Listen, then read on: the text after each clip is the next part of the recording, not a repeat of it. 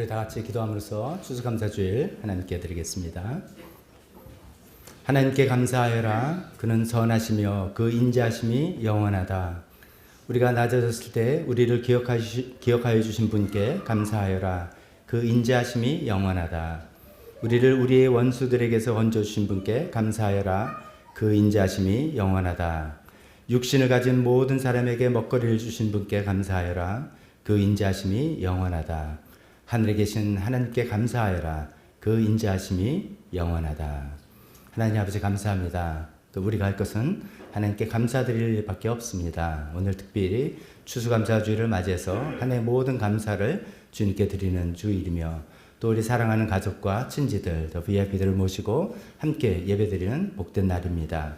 하나님 이 시간에 저희가 마음과 정성을 다해서 하나님을 높여드리며 찬양하며 하나님께 감사드리는 예배를 드리고자 합니다. 저희 예배를 받아주시고 우리 마음 가운데 더욱더 감사가 충만해지는 이 한 시간 되게 인도하여 주옵소서. 예수님의 이름으로 기도했습니다. 아멘. 다 같이 일어서서 찬송하겠습니다. 찬송가 393장입니다. 오 신실하신 주 내 아버지여 감사드린 찬송으로 시작하겠습니다.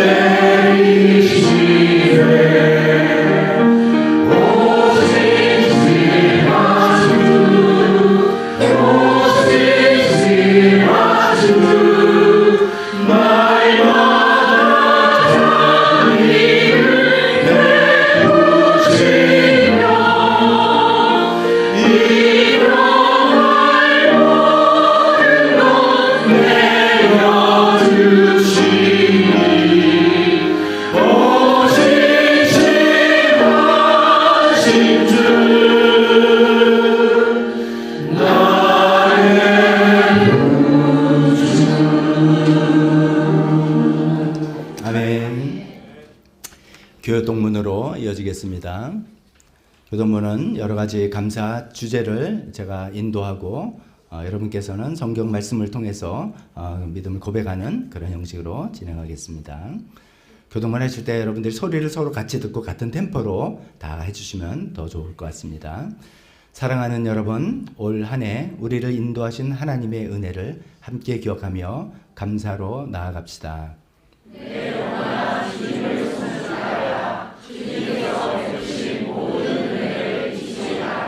조금 더 천천히 하셔도 되겠어요, 여러분들. 우리에게 생명을 주시고 연약할 때 고쳐주시고 오늘도 일어서게 하신 하나님의 자비하심을 고백하며 감사합니다. 주님은 나의 모든 죄를 용서해 주시는 분, 모든 병을 고쳐주시는 분, 생명을 하늘에서 속량해 주시는 분, 사랑과 자비로 단장하여 주시는 분이시다. 하나님께서 우리의 손과 마음을 붙들어 주셔서 생업과 가사와 학업에 맡은 자리마다 의미 있게 하셨음을 기억하며 감사로 응답합시다.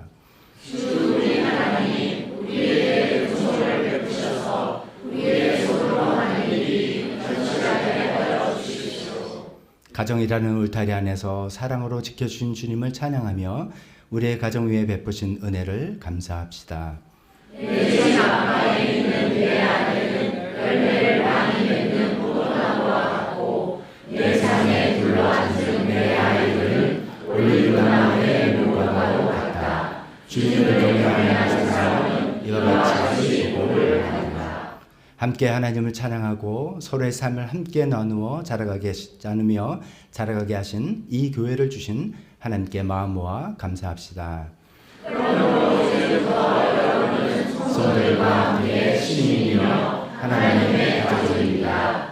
여러분은 사도들과 예언자들이 이룬 기초 위에 세워진 건물이며 그리스도 예수와 그 모퉁이들이 계십니다. 그리스도와 안에서 건물 전체가 서로 연결되어서 주님 안에서 자라서 성장해 됩니다.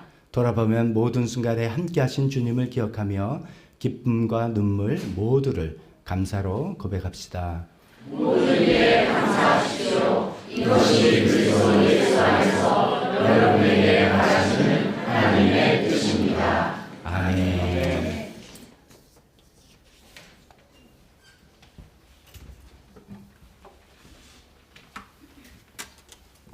이 시간에 이런 하나님을 우리 힘차게 감사하며 찬송할 때 하늘의 모든 해와 달들 하나님의 모든 피조물들과 함께 내가 소리 높여 하나님을 찬양하겠습니다. 그런 찬양을 주님께 드릴 시간 되었으면 좋겠습니다.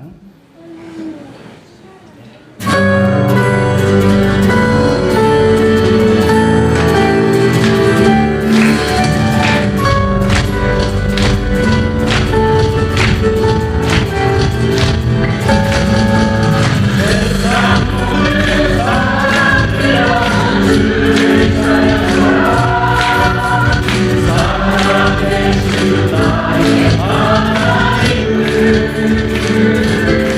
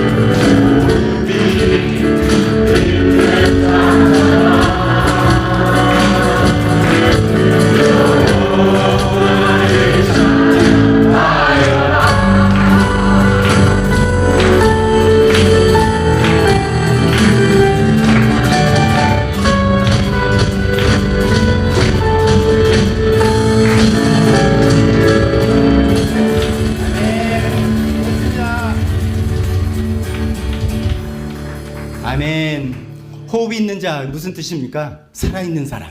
살아있는 모두가 우리 하나님을 높이 찬양하고 경배하는 기쁜 시간 되었으면 믿습니다. 마지막 찬송, 우리 추수감사주일이니까 또 감사 찬송 당연히 해야 되겠습니다. 시험이 닥쳐올 때, 두려움이 있을 때, 고통이 찾아올 때, 우리가 좋은 일에서만 아니라 그 모든 어려움에서도 성령께서 우리 마음 가운데 하나님 우리를 사랑하신다는 것을 깊이 깨닫게 해주시기 때문에 언제든지 감사할 수 있다, 이런 내용을 우리 마음에 담아서 또 간절히 고백하는 시간 되었으면 좋겠습니다.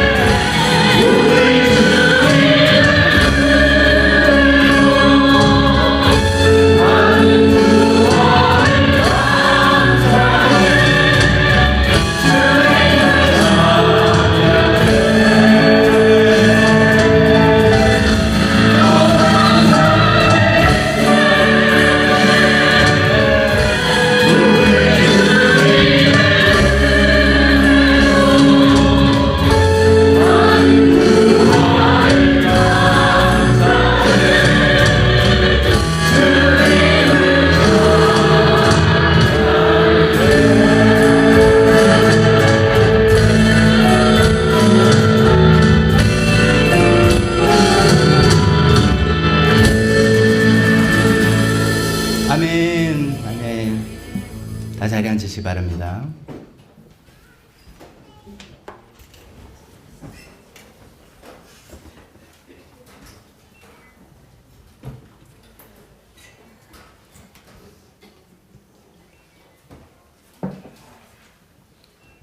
그렇습니다. 우리가 찬송 부른 것처럼 이런 감사 고백으로 우리 하나님께 다 이렇게 예배드리러 모였습니다.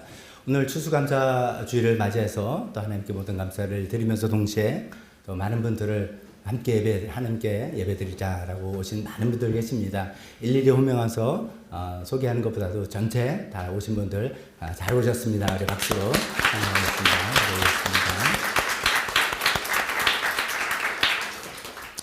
주를 보면서 우리 교회 소식 나누도록 하겠습니다.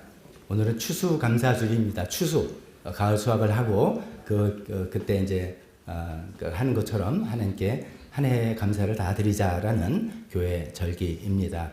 오늘 시간에 또 우리 절기헌금 또 드리고 또 우리 자녀들은 과일 봉헌으로 하나님께 드리는 그런 시간 갖겠습니다.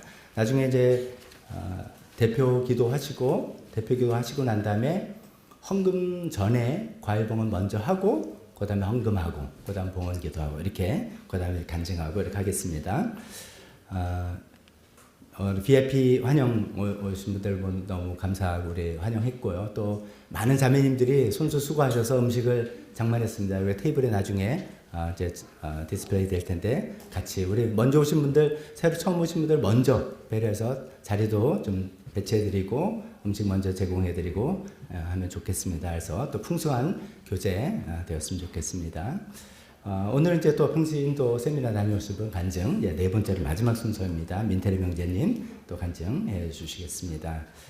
그 다음에 이제 다음 주일 광고입니다. 다음 주는 2026년도 교회력의 시작입니다. 그래서 대림절이라 해서 교회력이 뭔가 하는 것은 궁금하시면 안쪽에 보면 목회자 칼럼에 교회력이 어떤 의미고 또 우리에게 어떤 의미를 줄 수 있다 이런 것들 간단하게 설명했으니까 한번 보시면 되겠습니다. 그래서 대림절로 시작해서 성탄절, 사순절, 부활절, 성령 강림절 이렇게 쭉 해서 예수님 중심으로 우리가 또 포커스 맞추면서 살아가자는 그런 취지입니다. 그러니까 다음 주일날 대림절이고요. 성탄식은 기양이 우리 세대 통합예배 같이 하는 두 번째 주일은 그러니까 12월 첫째 주일날 다음 주일은 11월 마지막 주일이고 12월 첫째 주일날 예배식이나 성찬식 하도록 하겠습니다. 탁구대회 지난주에 또 친교부께서 수고하셔서 재밌게 하셨죠. 문인철 형제님하고 곽도원 형제님 2연패 했습니다. 이거 뭐 우리 실력이 다 없는 거지 왜 이분들한테 계속 연패를 주니까 이거 내년에는 좀 분발해서 미리미리 준비해서 차인규 형제님 출전 안 하셔서 그런가 봅니다. 그래서 좀 이렇게 바뀌고 하는 재미가 있었는데 내년을 또 한번 기대해 보겠습니다. 근데 참 두 분 너무 잘하셨고 우리 많은 분들 함께 참여해서 즐거운 시간 보냈습니다. 감사합니다. 오늘 감자떡은 박상일 이은서 목자 목녀 가정에서 제공합니다. 이은서 목녀님 지난주에 어머님 사랑하는 천국에 먼저 사랑하는 어머님 보내시고 또 감사하는 마음으로 이렇게 하나님께 감사드리고 감자떡 제공합니다. 특별기도회 지난주처럼 이상민 집사님의 아버님 요양병원으로 옮기셨는데 여러 가지로 이제 아직도 이제 세트는 잘 안 된 것 같습니다. 항생제 맞는 것들을 건강, 폐렴 이런 문제들 하나님께서 잘 지켜 주시도록 기도해 주시고 윤창현 집사님 동생분 이제 항암치료 4주 항암치료를 12월부터 받기로 이렇게 이야기가 됐습니다. 잘 받으시고 더 이상은 재발하지 않도록 우리 또 간절히 또 기도하는 시간 있으면 좋겠습니다. 강성희 집사님 일본에 계신 올케 항암치료 잘 받고 계시고 아까 여쭤보니까 집사님도 한 1월 달쯤에 일본에 방문해서 또 전도하시려고 하는데 그 모든 계획에 하나님께서 함께 하시도록 기도합시다. 이김자 어머님 척추 통증을 위해서 계속해서 기도했으면 좋겠습니다. 이 밖에 우리 선교, 나라와 북한, 국제정세 이런 모든 것 관심을 갖고 기도하는 시간 갖겠습니다. 이 시간에 먼저 대표 기도만 하시고 그 다음에 과일봉헌으로 이어지겠습니다. 대표 기도 끝나면 바로 과일봉헌 앞으로 준비해 주시기 바랍니다.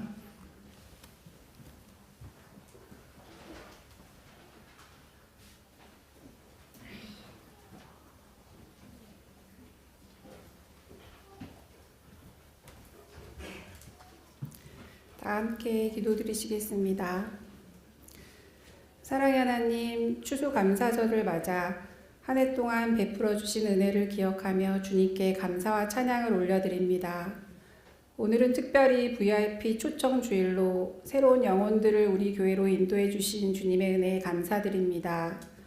주님께서 이분들에게 하나님의 따뜻한 위로와 평안을 주셔서 예배 가운데 하나님의 사랑을 깊이 경험하는 은혜의 시간이 되게 하옵소서. 한 해를 살아오면서 각자의 삶 속에 기쁨도 있었지만 가정과 일터, 건강과 관계 속에서 쉽지 않은 무게를 감당해야 했던 시간들도 많았습니다. 그럼에도 불구하고 저희가 넘어지지 않도록 함께 하신 주님의 손길을 기억합니다. 이런 주님의 은혜와 사랑을 당연함으로 여기며 감사보다 불평이 더 많았던 교만함과 연약함을 용서하여 주시옵소서. 주님, 이 시간 저희의 감사 없는 메마른 심령을 회개하오니 저희의 마음이 감사로 회복되게 도와주시옵소서. 올 한 해도 우리 사랑하는 교회에 주님의 특별한 은혜가 가득했음을 감사드립니다. 먼저 네 분의 침례식을 허락해 주시고 두 가정의 새 생명을 선물로 주신 은혜에 감사, 또한 부모님을 먼저 하늘나라에 보낸 새 가정의 슬픔도 있었지만 특별히 지난주 이은선 목녀님의 어머니 장례식을 은혜롭게 잘 마칠 수 있게 해주심도 감사드립니다. 하반기 두 가정의 평신도 세미나를 인도해 주심도 감사, 올 초 박덕주 목사님을 통해 생명의 삶을 시작으로 말씀의 삶과 경건의 삶을 통해 영적으로 풍성한 삶을 살 수 있게 하심도 감사드립니다.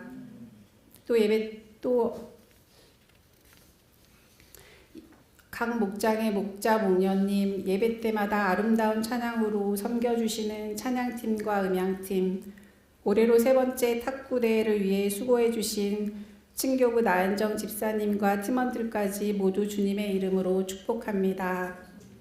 무엇보다 우리 교회 기도의 심장인 중보기도팀을 위해 기도드립니다.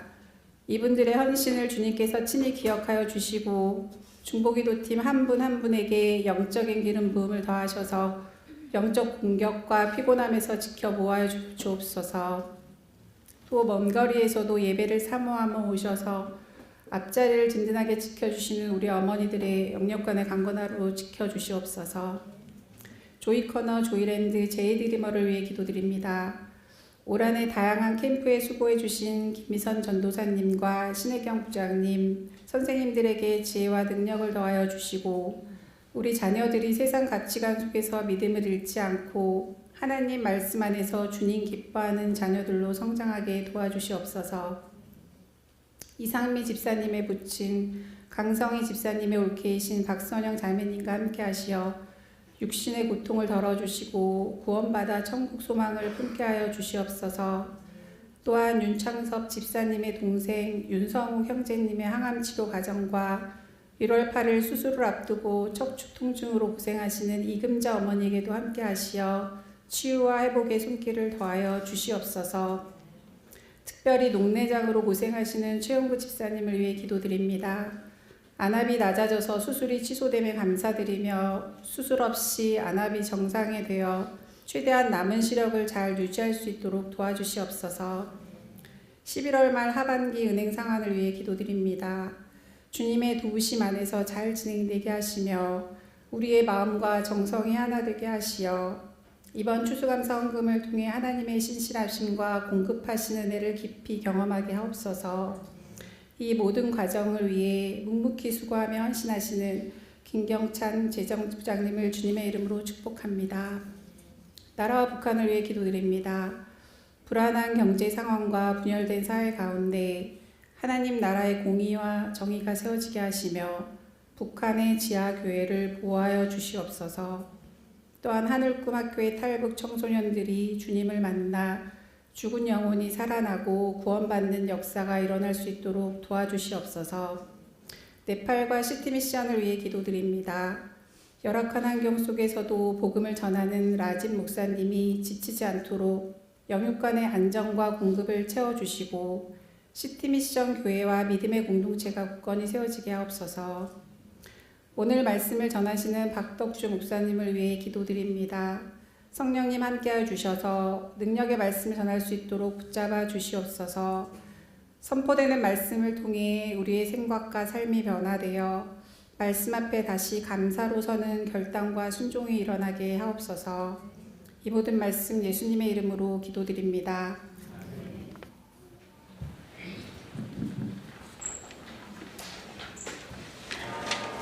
이어서 과일 봉헌 시간으로 읽겠습니다.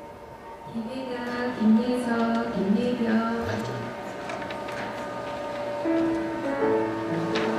예나가 좀 나와주세요. 김예서, 김예경 준비해주세요.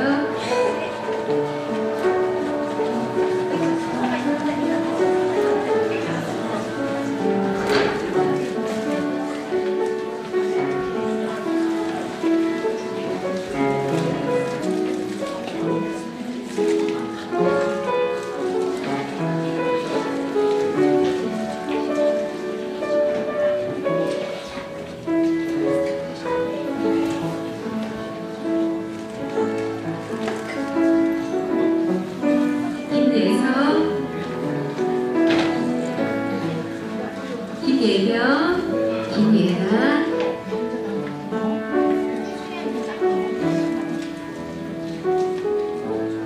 출가루 지은이 가정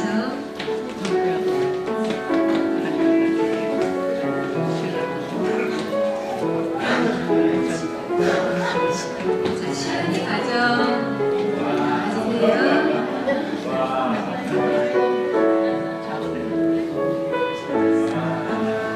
김단비 가정 함께 응원해주세요.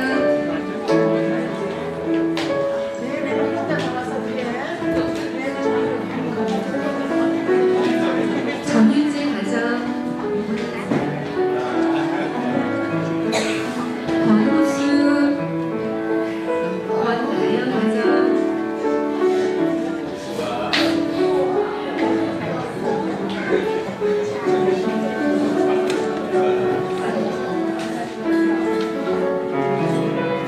김예고 김준 가정 함께 응원하겠습니다.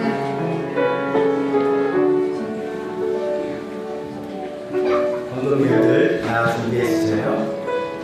전재희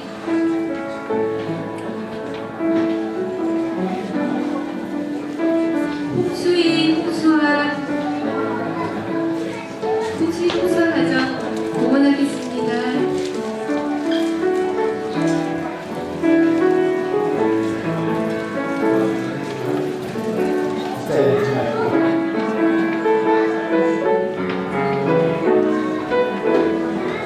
네, 우리 아이들이 또 과일 봉헌으로 하나님께 드렸습니다. 우리 헌금 시간으로 자연스럽게 이어지겠습니다.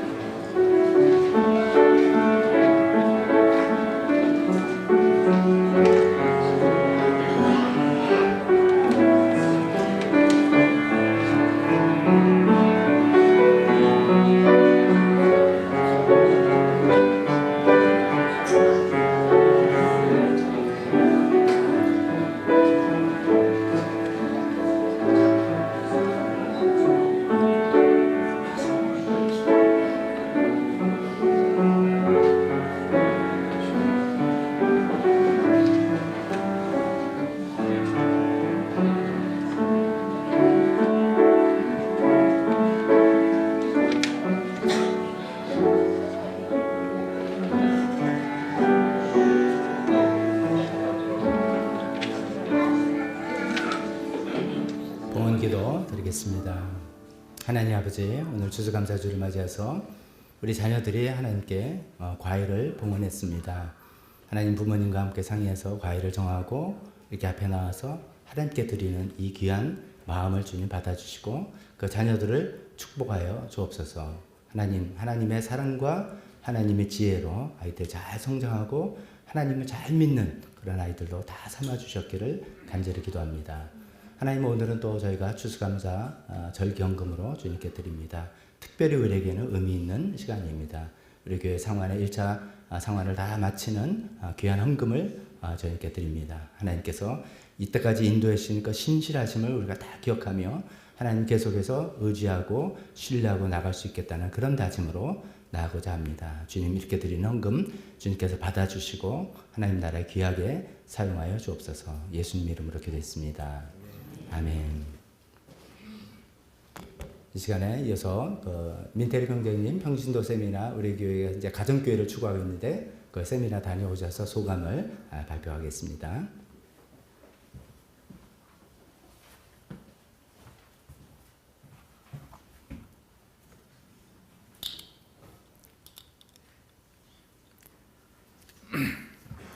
안녕하십니까.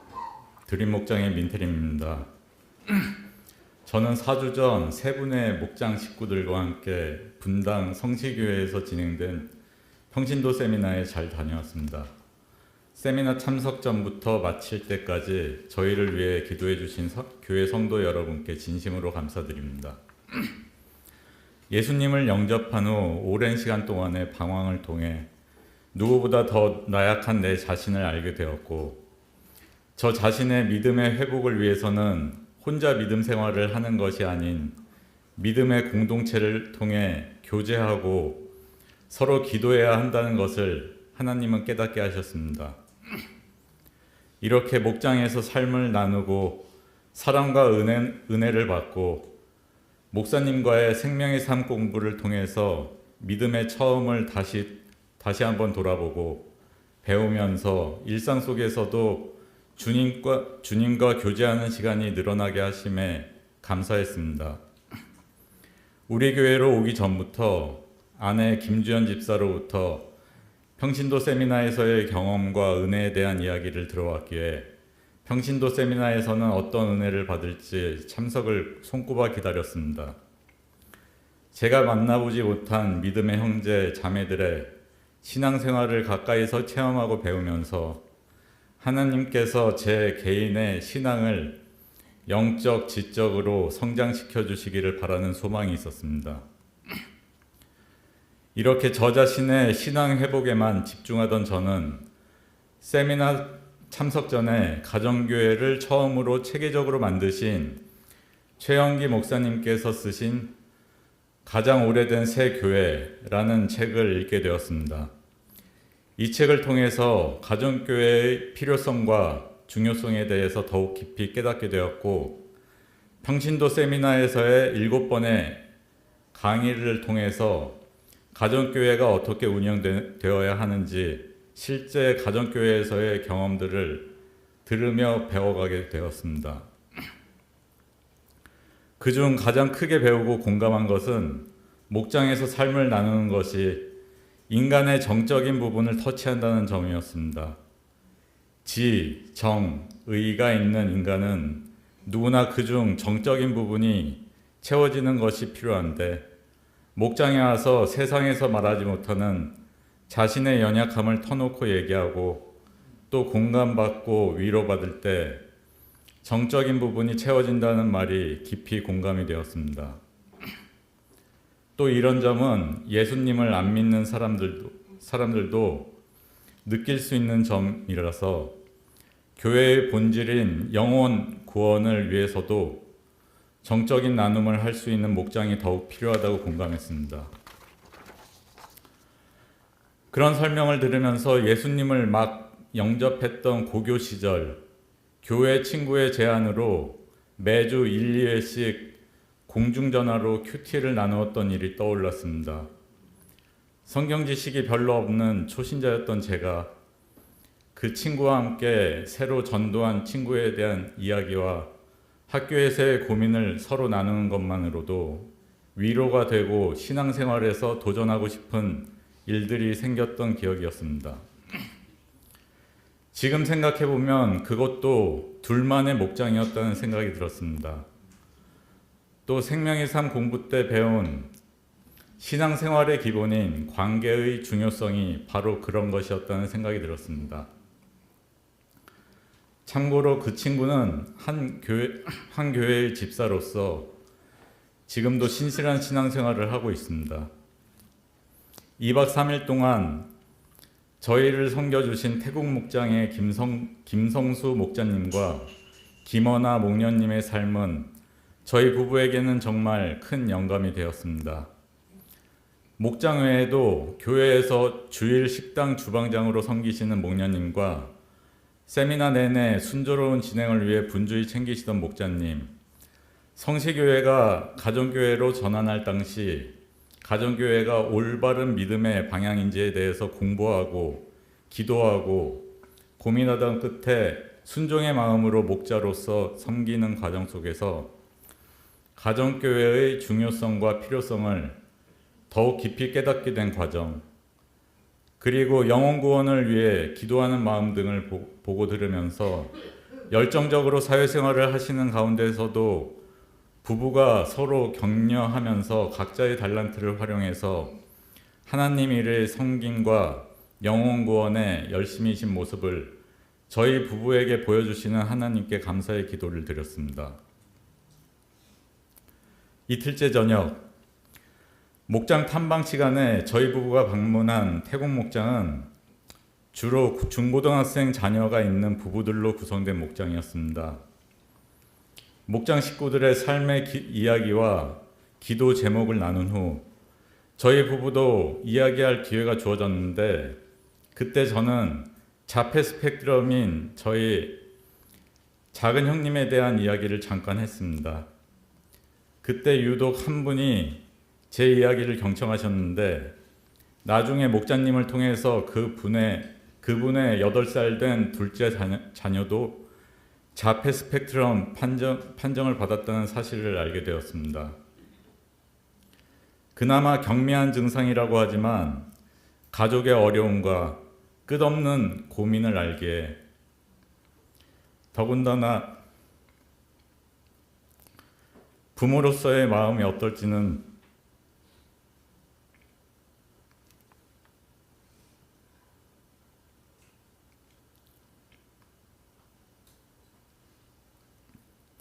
저희 부모님을 통해 간접적으로 봐왔기에 하나님이 저분을 위로하라고 나를 이 자리에 보내셨나 보다 하는 생각이 들었습니다.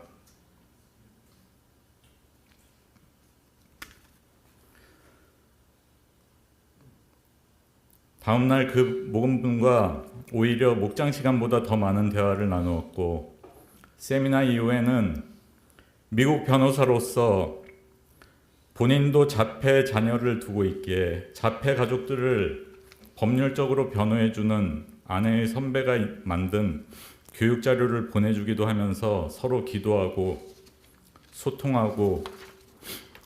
소통하고 있습니다. 하나님의 계획이 어디까지일지는 모르지만 이런 약한 모습을 이어주심으로써 서로 은혜 받고 기도할 수 있게 하신 하나님께 감사드립니다. 이번 평신도 세미나에서의 2박 3일은 지금 생각해도 꿈을 꾼 것 같이 너무나도 평안하고 은혜로운 시간이었습니다. 4주가 지난 후에 하는 간증이라서 당시의 뜨거움이 많이 식기는 했으나 아직까지도 여운이 많이 남아 있습니다. 가정교회 세미나에 가면서도 가정교회에 대해서 배운다는 의식이 크게 없었던 제 모습에 회개했고 저 자신만의 삶과 신앙에 집중하면서 성도 간의 관계 그리고 믿지 않는 분들과의 관계 속에서의 사랑의 실천을 잊고 있던 제 자신을 회개했습니다. 교회의 존재 목적은 영혼 구원하여 제자 만드는 것이며 영혼 구원의 가장 좋은 방향은 가정교회라는 것을 배우고 깨달았습니다. 말씀을 전하는 것이 중요한 만큼 목장에서 삶의 모습을 나누고 보여주고 약함을 서로 터놓고 위로하는 교제를 필요로 하는 사람이 많다는 것을 잊고 있었습니다. 그리고 내 능력은 약한 데서 완전하게 된다고 하신 말씀과 같이 저의 가장 큰 고민을 아시고 태국 목장에서의 만남으로 서로를 위로하게 하심에 감사드립니다. 항상 내가 가장 약할 때 은혜를 주셨던 것 같이 어떤 섬김이든 제가 준비가 안 되었다고 생각할 때 하나님의 훈련과 은혜로 완전하게 하실 것을 믿습니다. 자신 있게 선언하지는 못하지만 평신도 세미나를 통해 은밀하게 제 마음속에 심어둔 도전의 씨앗들을 하나님은 아시고 제가 기도를 준비하며 성령님 인도하심에 따라갈 때 그 씨앗들이 하나하나 열매를 맺을 것을 믿습니다. 드림 목장의 목원으로서 목자님, 목녀님의 섬김을 편하게 즐기고 있는 저도 언젠가는 목장을 섬기고 믿지 않는 분들과 아무도 관심 갖지 않는 분들을 섬기는 주님의 자녀로 성장하기를 기도하겠습니다. 이번 평신도 세미나를 통해 주신 큰 은혜, 감동과 은혜 하나님 아버지께 감사드립니다.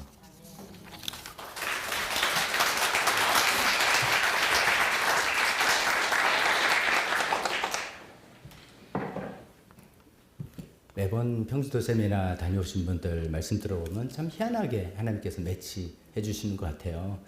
참석하시는 분과 또 탐방하는 목장, 호스트하는 목장과 이렇게 참 어떻게 연결돼서 이번에도 이렇게 어려움을 갖고 있는 그 나눔을 통해서 또 그 가정을 위로하고 또 연결하게 하시는 또 그런 생각들이 이제 내가 비록 아직은 준비 안 되고 연약하지만 하나님께서 내가 하나님께 헌신할 때 쓰임을 받을 수 있겠구나 이런 용기로 또 이어진 게 아닌가 싶습니다. 앞으로도 우리 지금 이 가정 또 주님께 귀하게 쓰임받는 가정 되시기를 주님으로 축복합니다.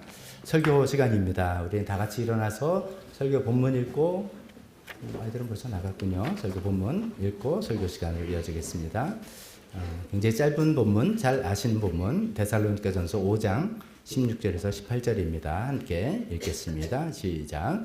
항상 기뻐하십시오. 끊임없이 기도하십시오. 모든 일에 감사하십시오. 이것이 그리스도 예수 안에서 여러분에게 바라시는 하나님의 뜻입니다. 아멘. 설교에서 잠깐 기도하겠습니다. 하나님, 간단한 명령이지만 짧은 명령이지만 많은 것들이 담겨 있습니다. 이 말씀대로 살기가 우리 힘으로는 부족합니다. 하나님 도움을 크게 구합니다. 하나님 어떤 의미로 우리가 감사해야 될지 이 시간에 생각해 보기를 원하오니 하나님 우리에게 필요한 것들 알려주시옵소서. 예수님 이름으로 기도했습니다.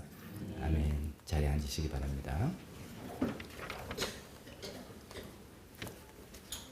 추수감사주의를 맞아서 이제 저 자신도 설교 준비하고 또 생각하면서 감사에 대해서 많이 이제 생각을 해보게 됐습니다. 근데 이제 가만히 생각해보니까 우리가 뭐 감사라는 용어도 많이 쓰고 감사하다는 이야기도 많이 하는데 모든 게 또 다 같은 종류는 아니겠다라는 생각을 해보게 됐습니다. 또 감사의 이유도 좀 다르고 감사의 차원도 좀 다를 수 있구나라는 생각을 해보았습니다. 여러분도 아마 보실 겁니다. 어떤 사람 보면 내가 옆에서 볼 때는 야 너무 감사하겠다라고 할 시츄에이션인데 별로 감사가 없는 그런 경우도 있고요. 누구는 이제 감사하다는 이야기를 참 많이 하는데 보니까 뭐 일이 잘 될 때만 감사하다고 하는 그런 경우도 있고, 누구는 이제 정말 그런 상황에 상관없이 감사가 마음속에 우러나서 감사의 사람인 그런 경우도 종종 보게 되는 것 같습니다. 그래서 오늘은 그런 감사의 지금 제가 말씀드린 세 가지 유형에 대해서 잠깐 살펴보고 성경에서 말하는 하나님께서 요구하시는 감사는 어떤 건가 이거 생각해보고 또 그게 우리에게 정말 가능은 한 건가 이런 것도 한번 생각해 보려고 합니다. 먼저 감사의 세 가지 유형 한번 이야기해 보겠습니다. 첫 번째는 이제 감사의 유형이랬지만 감사 없는 사람입니다. 그래서 이제 감사가 별로 없고 그냥 자기가 잘했으니까 생각하죠. 왜 감사 없냐 생각해 보면 이유는 간단해요. 교만해서 그러는 거죠. 왜 감사 없어? 감사한 거 아니야? 그러면 아니 감사는 무슨 감사? 내가 이거 하려고 얼마나 했었는데, 얼마나 노력했는데 자신의 노력의 결과라고 생각을 하는 거죠. 생각만이 아니라 이렇게 대놓고도 어떤 사람 뻔뻔스럽게 이야기하는 그런 모습을 봅니다. 그럴 때 이제 우리가 야, 저 사람 참 교만하다 이런 생각도 하게 되지 않습니까? 그런 사람 보면 좀 교만해. 그러면서 어떻게 생각합니까? 나는 저런 교만은 아니야. 뭐 이런 생각이 드시기도 하고, 또 어떤 경우는 나는 저렇게 교만해도 해봤으면 좋겠다. 그래서 일이 잘 됐으면 좋겠다. 뭐 이런 생각이 들기도 하고 이제 복잡하게 됩니다. 근데 이제 제가 한번 질문 한번 여러분께 던져볼게요. 감사의 반대말이 뭡니까? 감사의 반대말. 사감. 뭐 그건 아니고요. 그죠? 감사의 반대말이니까 감사 없음. 뭐 그것도 아니죠. 뭐 그건 너무 당연한 거죠. 감사의 반대말. 불평. 뭐 그럴 수도 있고요. 또 아무 생각 없음. 네? 들은 척도 안 하고 아무 생각에서 감각이 없어. 그런 것도 있는데 오늘 아까 대표 기도에도 탁 나왔어요. 감사의 반대말은 당연히 여김. 당연시 여김. 이거 아닌가 싶습니다. 이게 뭐 정답은 아닌데 우리가 생각해 볼 수 있는 거죠. 뭐 누리는 거 당연하다고 생각을 하는 거죠. 그래서 그런 마음이 있을 때는 사실은 감사가 없습니다. 근데 또 왜 우리는 이렇게 당연시 여길까? 이렇게 당연시 여길까 하면 아까 똑같습니다. 내가 이걸 얻으려고 얼마나 노력했는데 당연히 얻는 거지 이런 마음 있을 수 있고요. 또 나는 원래 이 정도는 누릴 수 있는 사람이야 라는 생각이 있고 이거는 기본이지 뭐 이런 거. 이제 우리 사회가 이제 점점 풍요로운 사회가 되다 보니까 우리가 누리는 삶의 어떤 수준 이런 것들 솔직히 우리는 좀 당연하다고 생각하죠. 대한민국에 이 정도 우리나라가 지금 세계 10대 뭐 어떻게 들어간다는데 이 정도는 당연하지 생각해서 뭐 많은 것들을 너무나도 당연하게 여기는 거죠. 그래서 제가 드린 말씀은 이 당연하게 여기는 것도 뿌리를 따져보면은 교만이다 이거죠. 똑같은 거예요. 교만과 당연시 여김 똑같은 거고 뿌리에서 나오는 것이고 열매도 똑같습니다. 그 당연한 교만한 사람 우리가 막 비난하지만 당연히 여기는 사람도 사실은 교만해서 나온 거고 그 열매는 똑같다는 거예요. 감사가 없음 똑같다는 것이죠. 그래서 이제 감사 없는 유형 교만하고 우리가 막 손가락질 하지만 또 어떤 사람은 그런 교만한 사람 아니라도 당연시 여기는 거 이게 얼마나 그 교만과 똑같은 것이냐 이런 말씀을 드리겠습니다. 두 번째는 이제 감사는 해요. 어쩌면 말끝마다 감사. 난 너무 감사해. 이래서 감사, 저래서 감사. 말로 잘하는 사람이에요. 그래서 이제 뭐 일이 잘 됐을 때 그렇게 감사할 표현 잘하면, 저 사람 좀, 겸손하기까지 하네. 이런 이제 좋은 평판도 받는단 말이죠. 근데 제가 이제 가만히 보면, 뭐 저 자신도 관찰해보고 다른 분들 관찰해보면 그 안에서도 좀 두 가지 유형이 좀 있는 것 같아요. 하나는 감사를 이야기를 잘하는데 구체적인 대상이 없어요. 구체적 대상 없이 그냥 감사한 거예요. 그래서 다행이다. 일이 잘 풀렸네. 너무 감사해. 너무 감사하지만 대상은 없어요. 일이 잘 됐다는 것을 감사라는 용어로 표현하는 것 뿐이에요. 그건 사실 그거는 정확한 의미에서 감사가 아니라 그냥 잘 됐다. 감탄? 이런 거죠. 그런 생각이죠. 운이 좋았다. 이렇게 표현하는 셈입니다. 우리들의 감사의 표현을 한번 잘 우리도 생각해 보세요. 누구 대상이 있는 건가? 아니면 그냥 일이 잘 됐어 라는 거를 감사라는 단어로 내가 바꿔서 쓰는 건가 생각을 해봐야 되겠습니다. 근데 이제 감사라는 표현이 설령 대상이 없이 그냥 얘기해도 우리 브레인에는 좋은 영향을 미친다 그러더라고요. 그렇죠? 감사의 효과. 그래서 무조건 대상 없고 뭐래도 감사하면은 뇌에서 좋은 작용이 나서 좋다 이런 얘기도 나옵니다. 하지만 이거는 우리가 성경에서 하나님께서 우리에게 기대하시거나 우리의 본질을 정말 우리의 그 근본을 움직이게 하는 그런 감사하고는 조금 거리가 있다는 것을 우리가 생각해야 되겠습니다. 감사에는 반드시 대상이 있어야 된다 이런 것입니다. 근데 이제 두 가지 유형이라고 생각했잖아요. 제가 말씀드렸잖아요. 근데 어떤 사람은 대상을 또 구체적으로 잘 이야기해요. 그래서 이제 어떤 좋은 일이 생겼는데 구체적인 대상에 있어서 감사도 하는 또 그런 또 멋있는 분들도 많이 봅니다. 부모님께 감사하고 나에게 도움을 준 어떤 선배에게 조언을 준 사람에게 감사하고 여러 가지 이제 기도해 주신 교인들에게 감사하고 등등 이렇게 구체적으로 감사합니다. 제가 이제 야구 좋아하니까 그리고 또 제가 LA 다저스 팬이라는 걸 여러 차례 말씀드렸으니까 이참에 이야기를 꼭 안 하고 넘어갈 수가 없습니다. 이번에 또 이제 월드 시리즈 우승을 또 했어요. 기가 막히게 우승했는데 이게 이제 작년에 이기고 올해 이겨서 이게 2연패 이렇게 했는데 이게 25년 만에 그러니까 메이저리그에서 우승하는 게 그렇게 힘들다 그럽니다. 그래서 막 긴장 뭐 하면서 이제 저도 이제 보면서 이겨서 막 기쁘다 이랬는데 제일 끝에 이제 우승을 하고 다 우승을 하고 그러면 이제 아무래도 뭐 여러 이제 세레모니도 하잖아요. 근데 그 이제 감독이 LA 다저스 팀의 감독이 이제 이야기를 해서 이제 보통 이제 여러 가지 이제 감사하죠. 선수들이 감사하고 팬들이 감사하고 하는데 이분이 아주 특이한 이야기를 하더라고요. 선수들의 아내들에게 감사하다는 이야기를 해요. 처음 들어봤어요. 왜 그러냐고 나중에 후속 인터뷰를 보니까 이 선수들이 이 경기에 몰두하기 특히나 이제 포스트 시즌에 대해서 몰두하기 위해서 가정을 떠나야 되는 거잖아요. 진짜 집중할 때 아내들이 자녀들 키우는 거 다 돌보고 감사하지 않겠냐. 그래서 저도 미국에서 그렇게 이야기하는 거 드물게 들어봤습니다. 아내들에게 감사하다. 그래서 근데 데이비스 로버츠 그분은 좋은 크리스찬입니다. 그래서 그런 마음들이 있었는지 모릅니다. 등등 우리가 이제 어떤 일이 잘 됐을 때 참 내가 일이 잘 됐다라고 뻐기는 게 아니라 누구 덕분으로 이렇게 됐다라고 감사하는 걸 언급할 때 참 그것도 감동이 되고 참 귀하다. 저 사람 참 겸손하네. 자기 때문에 잘 된 건 아니라고 또 하는구나 라고 생각을 해서 감동이 되기도 합니다. 근데 이제 거기서도 우리가 한번 생각해 보는 거죠. 우리가 일이 안 됐을 때도 그러던가 이거죠.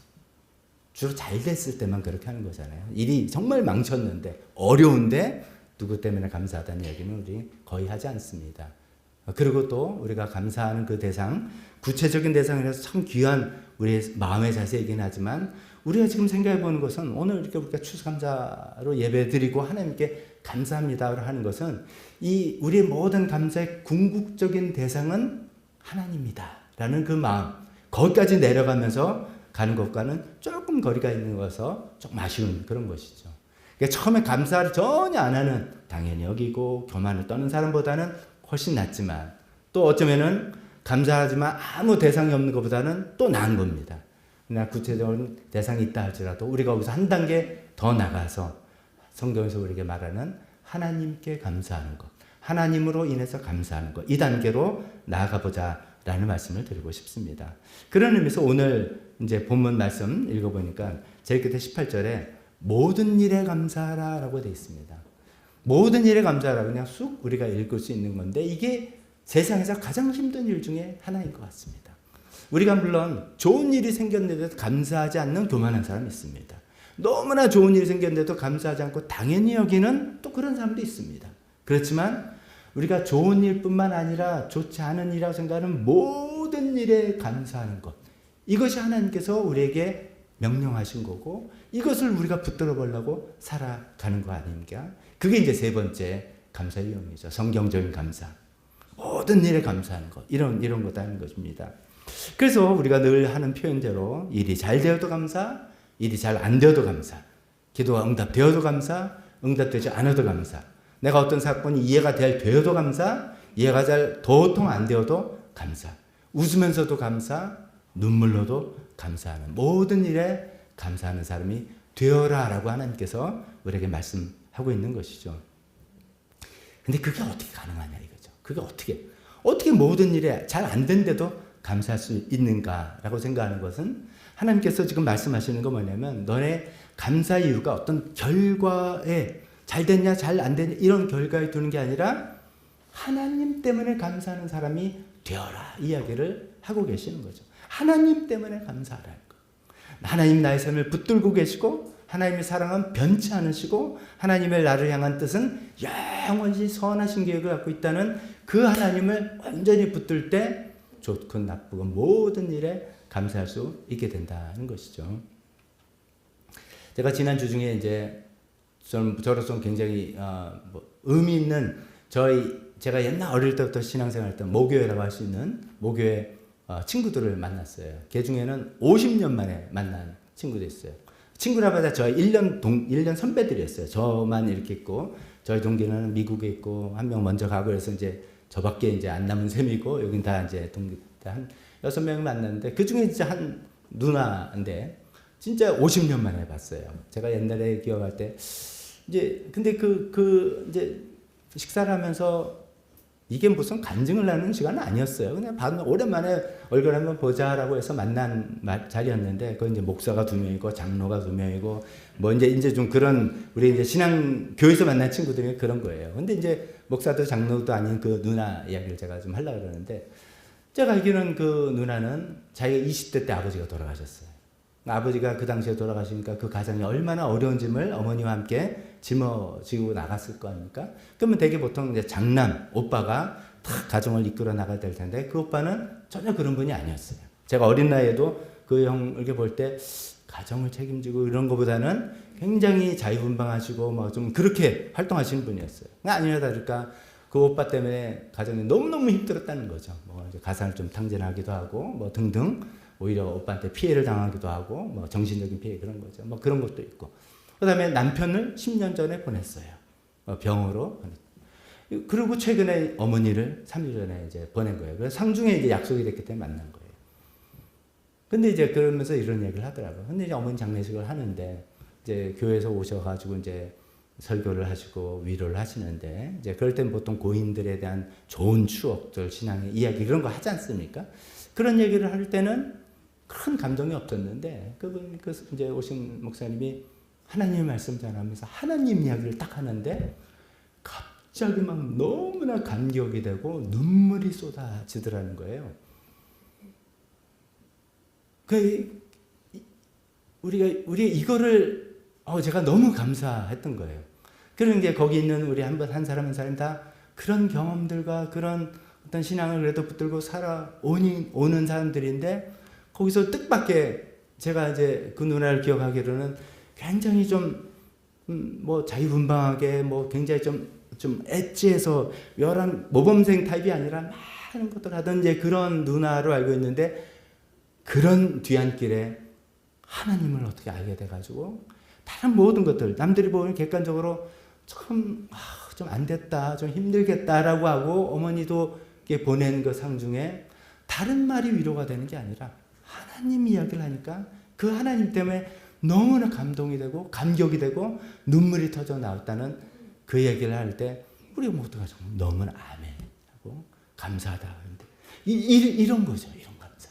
이게 우리가 모든 일에 감사한다는 것은 단지 일이 잘 돼서 좋은 일이 생겨서 당연히 감사해야 되죠. 근데 그렇게도 감사 안 하는 사람들도 있잖아요. 많이 보잖아요. 근데 우리는 그런 사람 되지 않는 건 너무나 당연한데, 그런 게 아니라 일이 잘 되고 잘못된 거를 떠나서, 모든 일이라는 거 그런 걸 떠나서 하나님 때문에 내가 그냥 감사할 수밖에 없는 사람이 되는 것. 그래서 모든 일에 감사하는 그런 사람이 되자는 그런 얘기를 하는 것이죠. 그게 두 번째 포인트로, 어떻게 이런 게 감사가 가능하냐? 이거는 복음을 모르면 못하는 겁니다. 우리가 잘못 알면은 교회 나와, 교회 나면 기도하면 하나님 복 주셔, 그럼 잘 되게 해줄 거야. 예스, 그렇습니다. 하나님께서 우리 신실하셔서 우리 기도를 들으시고 응답해 주시고 우리를 돌보시는 분입니다. 그러나 하나님이 하실 일은 그게 전부가 아니잖아요. 우리가 복음 때문에 하나님께 감사하는 게, 이 복음은 뭡니까? 우리가 죄인 되었을 때, 우리가 하나님께 나설 자격이 없는데 하나님께서 예수님을 보내주셔서 우리 죄를 대신하게 하시고, 이제 그 과정을 통해서 이제 하나님은 우리를 사랑한다는 것을 정말 꽉 확증해 주시고, 이 십자가를 통해서 확증해 주셨다는, 그게 복음 아닙니까? 그럴 때, 그것을 우리가 알 때 비로소 이 성경적인 감사, 모든 일에 감사하는 사람이 될 수 있다는 것입니다. 교회마다 십자가를 달아놓은 이유가 바로 그런 거 아니겠습니까? 십자가는 하나님께서 우리를 사랑하신다는 결정적인 증거다 이거죠.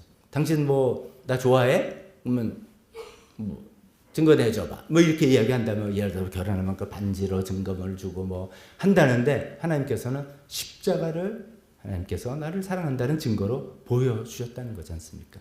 로마서 5장 8절 제가 읽어보면, 우리가 아직 죄인 되었을 때 그리스도께서 우리를 위하여 죽으셨습니다. 이리하여 하나님께서는 우리들에 대한 자기의 사랑을 실증하셨습니다. 예전 번역은 확증했다. 하나님께서 우리를 왜 예수님 보내시고 우리를 구원해 주셨는가? 우리를 사랑하시기 때문에. 그걸 사랑하려고 어떻게 내가 아느냐? 예수님 십자가 보면 알잖아. 자기 아들을 내어주시면서 너를 건져주신 그 하나님, 이거보다 더 큰 사랑이 어딨니? 라고 해서 하나님의 사랑을 확증해 주셨다는 거잖아요. 이것을 우리가 이 복음 때문에 모든 일에 감사할 수 있게 되는 어떤 단초가 되는 거라 믿습니다. 사실 우리가 어려움 당할 때 이제 기도 열심히 합니다.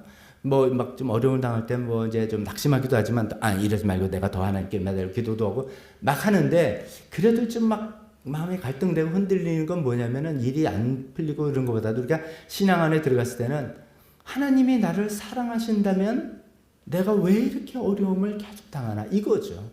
하나님이 계속 나를 사랑하신다는데 왜 일이 계속 안 되는가? 하나님의 사랑에 대해서 우리가 흔들리기 때문에 이 어려운 일 때문에 흔들리는 경우가 많은데 그럴 때마다 우리가 십자가를 보자 이거죠. 하나님께서 우리를 사랑하신다는 것을 확증해 주시고 실증해 보시는 이 십자가를 통해서 우리가 모든 일에 감사할 수 있는 사람 될 수 있겠습니다. 또 하나님께서는 십자가를 통해서 사랑한다 여기서 끝나는 게 아니라 내 인생, 너 인생을 책임져 주겠다라는 그런 보증서로 우리에게 내주신 겁니다. 로마서 8장 32절 또 읽어보면 자기 아들을 아끼지 않으시고 우리 모두를 위해 내주신 분이 어찌 그 아들과 함께 모든 것을 우리에게 선물로 거저주지 않으시겠습니까? 하나님 입장에서는 가장 귀한 게 하나님의 아들 독생자 예수인데 그 예수를 내주신 하나님께서 우리를 위해서 못 내줄 게 뭐가 있냐는 거죠. 우리가 지금 풀리지 아니하고 우리가 해결되지 아니하고 우리가 이 답답한 이런 것 중에 못 내줄 게 어디, 못 해결해 줄 게 어디 있느냐 이런 이야기를 하고 계시는 것이죠. 그래서 가장 우리의 인생을 책임져 주신다는 보증서가 바로 십자가다. 이 십자가를 이 복음을 믿을 때 우리가 비로소 모든 일에 감사할 수 있는 사람이 될 수 있어야 믿습니다. 자, 이런 말씀을 가지고 제가 몇 가지 실제로 그런가 예화를 2개 드리고 마치도록 하겠습니다. 첫 번째 예화는 이 이야기를 지금 오늘 본문 데살로니가전서 이야기를 누가 썼습니까? 사도 바울 썼죠. 제가 금방 인용한 로마서 말씀, 멋있는 말씀, 기가 막힌 말씀 누가 썼습니까? 사도 바울이라는 분이 썼습니다. 사도 바울이 글인데 사도 바울이 말만 쫙 번지르르 하고 자기 삶은 혹시 아닌 건 아닌가? 이 생각을 해보는 것이죠. 아니었다는 것이 저의 결론입니다. 사도 바울이 고린도 후서라는 편지에서 그 12장에 자기 육체의 가시를 제거해달라고 하나님께 간절히 그것도 3번이나 기도했다는 그 이야기를 합니다. 이 육체의 가시는 어떤 문학적인 표현입니다. 이거는 우리식으로 하면 평생 지울 수 없는 어떤 컴플렉스, 약점 이런 겁니다. 남들이 보면 야, 너 이거밖에 안 되면서 뭘 그래? 라고 하는 그 푹 찔리면 콱 찔리는 이런 거예요. 그게 육체의 가시예요. 근데 그거를 이렇게 괴로워서 하나님께 하나님 이거 좀 제거해 주세요라고 간절히 몇 번? 3번이나. 완전수 3번이에요. 3번은 끝난 건 아닐지도 몰라요. 간절히 기도해요. 누구의 기도? 어린 징도가 아니라 사도라고 쓰임받는 사람의 기도였으니까 얼마나 간절한 기도였겠어요. 근데 이제 안 들어주신 건 다 아시지만 그 육체 가시가 뭘까 궁금하지 않습니까?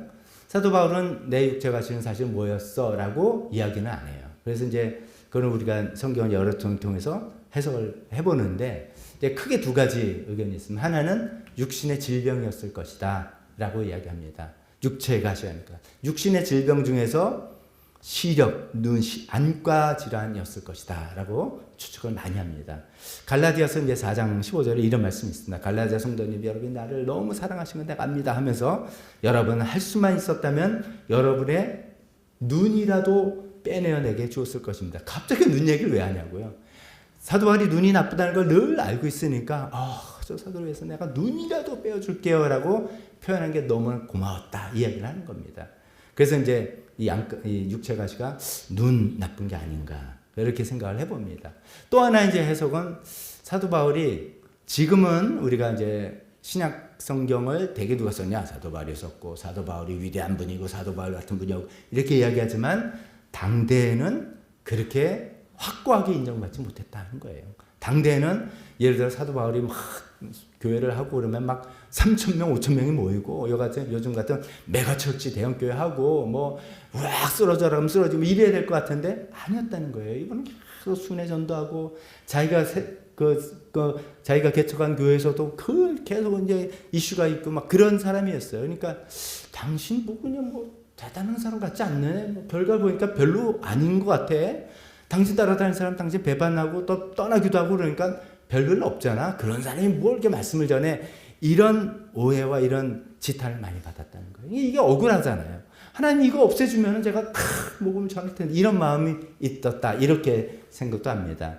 이유가 이제 정확히 뭔지는 모르지만 하나님 이거 제거해 주시면 제가 주님 위해서 살겠습니다. 이런 마음을 3번 기도했더니 하나님의 응답이 오늘 마침 인텔 형제님이 그 간증에 인용한 그 부분이에요. 하나님이 이렇게 얘기해 주셨어요. 내 은혜가 네게 족하다. 은혜 되시죠? 아이 무슨 은혜 됩니까? 솔직히 뭐가 은혜 됩니까? 그 얘기는 하나님이 하실 얘기가 아니라 내가 해야지 은혜가 되죠. 내가 소화하고 하나님 은혜가 족하면 이래야 되는데 하나님이 안 들어주시면서 내 은혜가 너한테 족한 거야. 이게 좀 어떻게 보면 되게 생뚱맞은 거예요. 그런데 사도 바울이 그걸 잘 받아들인 거예요. 잘 받아들여서 고린도후서 12장 10절에 이렇게 합니다. 나는 그리스도를 위하여 병약함과 모욕과 궁핍과 박해와 곤란 이게 다 우리가 인생에서 이거 없어지면 좋겠다. 이거 없어지면 잘 될 거야. 하나님 감사할게요 라고 하는 그런 것들이에요. 그런 것들을 겪는 것을 뭐 한다고요? 기뻐합니다. 그러면서 아까 간증에 나오는 내가 약할 그때 오히려 내가 강하기 때문입니다. 즉 하나님 내가 쓸 때 나의 능력과 나의 자랑으로 하나님 전하거나 내가 사랑하는 우리가 말하면 뭐 너무 좋은 게 감상이 많아서 이것도 잘 됐고 저것도 성공했고 해서 감사합니다 해서 감사가 아니라 내가 정말 세상을 볼 때는 그렇지 않은데 그럼에도 불구하고 내가 하나님께 감사하는 그때 하나님의 능력이 나타나는 그걸 내가 알기 때문에 하나님 감사합니다 라고 하는 위대한 감사의 사람이었다는 것입니다. 우리가 이 단계까지 한번 나가보자는 것입니다. 한 가지 이야기만 더 드리겠습니다. 니콜라스 월터스토프라는 분의 이야기입니다. 이분이 이제 뭐 이렇게 많이 알려진 분은 아닌데 세계적인 명문대학에서 공부하고 뭐 철학자예요. 명문대 뭐 하버드에서 공부하고 어디서 가르치고 뭐 이제 경력이 화려한 분이에요. 근데 이분이 자기 아들이 25살 때 미국에 살던 분인데 아들이 오스트리아에 산악 등반을 갔다가 거기서 추락사로 사망했다는 소식을 전화를 받았어요. 하늘이 무너지는 듯한 거죠. 사실 우리가 다 죽으면 너무 슬픔이고 아픔인데 그래도 이렇게 갑자기 죽는 거는 그렇잖아요. 뭐 사랑한다, 뭐 미안하다, 아니 뭐 한마디 말도 못하고 그냥 떠나보낸 거잖아요. 아버지께 이제 너무 큰 충격이 되고 깊은 슬픔, 커다란 고통을 겪게 됐어요. 근데 이분이 이제 철학자고 신앙 좋은 분이니까 이런 걸 가지고 이제 막 씨름하고 아파하면서 이제 묵상도 하고 이러면서 글들, 에세이들을 썼는데 그것을 이제 편집해서 만든 책이 우리나라에도 번역되는데 나는 사랑하는 사람을 잃었습니다. 라는 이제 얇은 책으로 되어 있습니다. 근데 거기서 이제 그분이 아들 잃은 슬픔. 이거는 하나님께 기도해도 해결이 안 되는 거잖아요. 그 슬픔을 가운데서 자기 한 가지 깊은 진리를 깨달았다는 결론으로 이렇게 나갑니다. 그러면서 고통. 이게 좋은 건 결코 아니지만 이 고통을 통해서만 알 수 있게 되는 것이 있었다라고 하면서 2가지 정도를 이야기하는 걸 한번 나눠보도록 하겠습니다. 첫 번째로는 이 고통을 통해서만 내가 알게 된 게 하나님은 나와 함께 울고 계시는 하나님이구나. 이걸 알았다는 거예요. 그분이 이제 쓴 책을 제가 잠깐 인용해서 읽어보겠습니다. 하나님은 사랑이시다. 우리 다 알죠. 하나님 사랑이시다 하면 어떤 색깔을 여러분 그리겠어요? 핑크빛 파스텔 컬러 아니면 뭐 아예 밝은색 컬러 이러잖아요. 근데 이분이 경험하고 묵상을 통해서 깨달은 건 그것은 하나님께서 고통받으시는 이유다. 하나님의 사랑은 고통받는 거라고 이야기합니다. 죄로 인해 고통 가운데 있는 우리 세상을 사랑한다는 것은 곧 고통을 당하신다는 뜻이다. 하나님께서는 이 세상을 위해 당신의 독생자를 이 고통에 내어 맡김으로써 당신 자신도 그토록 고통을 받으셨다. 하나님의 고통을 보지 못하는 사람은 그분의 사랑도 보지 못한다. 그 마지막 결론은 하나님의 사랑은 고통받으시는 사랑이시다. 이런 것을 이제 왜 그 전에 왜 몰랐겠어요? 뭐 이제 글로써 어떤 뭐 깨달음으로써 알았을 겁니다.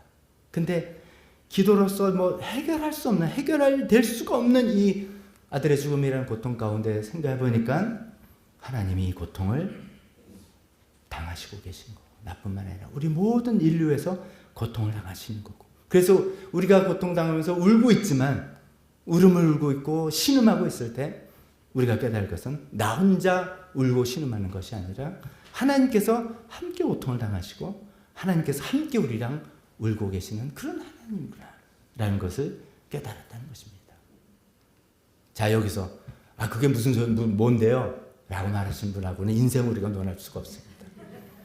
정말 우리가 하나님이 그런 하나님이라는 것을 정말 내가 확 깨닫는 순간 사실 이것은 말로 표현할 수 없는, 말로 형언할 수 없는, 제가 아까 말씀드린 저희 교회 선배 누나가 아마도 그런 거 아닌가 생각되죠. 이거는 그냥 그거면 됩니다. 하나님께서 나와 함께 울고 계시고 나와 함께 이 고통과 이 신음을 같이 하고 계시다는 것을 알기만 한다면 속에 다 되는 그런 깨달음을 이분이 깨달았다는 이야기를 하고 있습니다. 또 하나 깨달음은, 고통 중의 깨달음은 인생의 깊이에 대해서 깨달았다는 얘기를 또 하고 있습니다. 그러면서 이제 고통가에서는 그 책에 이르 고통가는 뭔가 감사할 일이 있다라고 생각합니다. 근데 제가 이제 감사했던 거는 이제 보통 이게 고통은 축복이다 이렇게 이제 보통 있잖아요. 이거는 맞는 말인데 진짜로 고통당하고 있는 분들을 좀 섬세하게 배려는 못하는 게 아닌가. 너무 고통은 축복이고 고난 이렇게 하는 거는 실제로 아직도 고통한다는 분의 마음을 너무나 배려하지 않고 하는 말 같은데 이분이 좀 조심스럽게 말해요. 고통은 뭔가 감사할 일이 있다라고 하면서 고통 자체가 좋은 것만이 아니지만 고통을 통해서 우리가 여러 가지 깨닫지 않습니까? 우리가 얼마나 연약한 존재인지, 우리가 얼마나 서로가 필요한지, 또 우리가 정말 사랑이라는 것이 그전에는 뭐 성공, 물질, 돈, 뭐 지위 이런 것들을 추구하고 있지만 다 필요 없이 특히 극심한 고통 가운데는 결국은 사랑밖에 없구나 라는 것을 깨닫게 되는지, 이런 일련의 과정을 통해서 정말 인간을 깊은 사람으로 만들어 나간다는 것이, 그걸 깨달았다는 거예요. 그래서 고통을 통과한 사람만이 더 진짜 인간다운 인간이 되는 게 아닌가라고 조심스럽게 깨달은 그 일을 쓸 때 저도 읽으면서 너무나 공감이 됐습니다.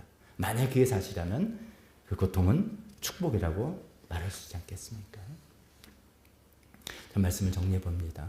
오늘 추수감사주일입니다. 감사할 일. 한 해를 돌아보면서 오늘 사회정 집사님께서 우리 교회적으로 여러 가지 감사할 일을 하나하나 열거하면서 기도해 주셨습니다. 너무나 감사했습니다. 오늘 하루에도 하나님께서 우리에게 많은 은혜를 베풀어 주셨습니다. 특히 우리가 교회적으로 이제 여러 가지 준비하고 계획하는 것들이 그래도 하나님께 이 자리까지 인도해 주셔서 그거를 잘 넘어갈 수 있는 그런 계기를 또 마련해 주시는 것 같아서 또 감사하는 게 여러 가지 있습니다. 우리 개인적으로, 가정적으로 감사한 일이 많이 있습니다. 다 기억하고 하나님께 감사하는 우리 모두가 다 됐으면 좋겠습니다. 그 모든 것들 당연한 거 아니야? 내가 얼마나 노력했는데 이렇게 생각하는 사람들이 절대로 되지 않았으면 좋겠습니다. 두 번째, 우리가 감사를 하지만 감사가 그냥 입으로만 나오는 생활 속에서 그냥 대상이 없는 감사 하지 않았으면 좋겠습니다. 감사는 반드시 대상이 있어야 됩니다. 그래서 우리가 구체적으로 가정과 부모와 뭐 사회 여러 가지 감사 대상을 이야기하지만 우리는 궁극적인 대상으로 감사하는 그 자리까지 나아가 보자는 말씀을 드립니다. 그럴 때 비로소 모든 일에 감사할 수 있는 사람이 될 수 있을 것입니다. 좋은 일이든 슬픈 일이든 어려운 일이든 힘든 일이든 사도 바울처럼 육체의 가시가 아직 제거되지 않는 그런 일이든 자기 사랑하는 아들을 먼저 보내서 고통 가운데 살아있는 그런 일이든 모든 일 가운데 감사할 수 있는 우리 모두가 되었으면 좋겠습니다. 기도하겠습니다. 잠깐 오늘 기도하고 오늘은 다 같이 감사의 찬장 부르고서 마치려고 합니다. 하나님 아버지, 감사주일을 맞이해서 한 해를 또 돌아보면서 하나님께 감사드리지 않을 수 없는 저희 마음을 주님께 고백해 드렸습니다. 하나님 아버지, 늘 하나님께 감사하는 저희가 되길 원합니다. 하나님 아버지, 그러나 우리의 감사는 하나님 때문에 감사하는 자들이 되기를 원합니다. 하나님, 나를 사랑해 주셔서 나를 용서해 주시고 자녀 삼아 주시고 나를 사랑하신다는 흔들리지 않는 십자가라는 증거를 주시고 그래서 나의 인생을 책임져 주신다는 그 하나님 때문에 무슨 일이 있어도 잘된 일이든 잘못된 일이든 간에, 이해가 되든 이해가 되지 않든 간에 어떤 상황에도 감사드릴 수 있는 우리 모두가 되길 원합니다. 하나님께서 그랬기 때문에 모든 일에 감사하라고 하신 것 같습니다. 하나님 그런 사람이 되기를 원하며 또 그런 사람이 되기를 결단하며 주님께 기도드립니다. 예수님의 이름으로 기도했습니다. 아멘. 우리 다 같이 일어서서 찬송 드리면서 기도하겠습니다.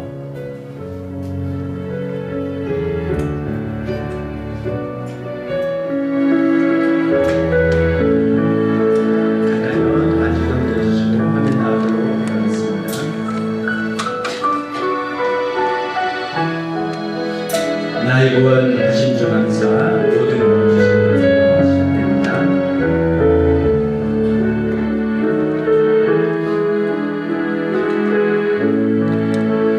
나의 구원 하신 주 감사 모든 것 주신 감사 지난 추억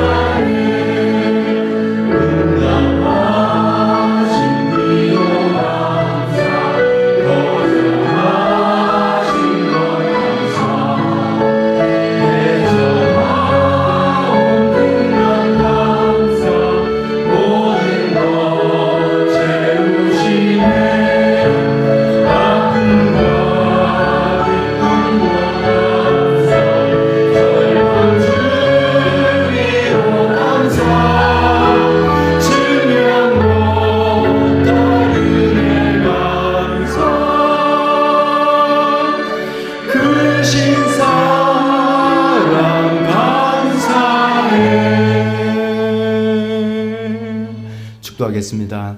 지금은 우리 주 예수 그리스도의 은혜와 하나님 아버지의 사랑하심과 성령님의 교통하심이 모든 일에 감사하겠다 결단하며 하나님의 도우심을 구하는 여기 있는 모든 분들 머리 위에 지금부터 영원토록 함께 있을지어다. 아멘.